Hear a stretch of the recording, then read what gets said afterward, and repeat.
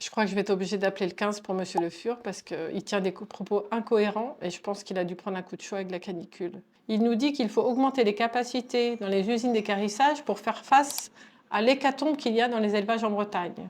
Mais on est d'accord que c'est absolument pas la solution. C'est vrai que les agriculteurs sont pris dans un système agro-industriel peu rémunérateur et en plus néfaste, non seulement pour eux, mais également pour le bétail. Mais ça, c'est un modèle qui continue d'être prôné par les macronistes, la droite et l'extrême droite. Pour preuve, les derniers textes qu'on a étudiés à l'Assemblée nationale, qui sont passés également au Sénat, et qui vont à l'encontre de ce qu'on devrait faire au niveau agricole pour faire face à ce changement climatique. Le projet de loi d'urgence agricole, par exemple, que M. Le Fur n'a pas manqué de voter, va à l'encontre de ce qu'il faudrait faire.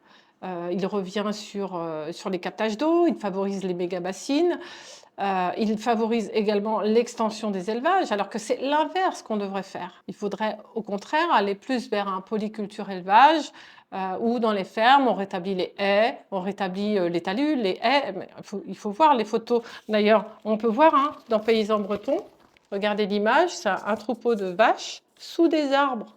Alors, ce n'est pas très représentatif de ce qui se fait pour l'instant en Bretagne, mais c'est un modèle à suivre. Et plutôt que éviter, réduire et compenser, le système macrono-lepéniste préfère ignorer, empirer, réprimer. Donc on est d'accord qu'on n'est pas du tout dans la même logique. Et étant donné les derniers textes agricoles, je crains que nous soyons obligés d'attendre 2027 pour mettre en place une véritable politique agricole au service du bien commun.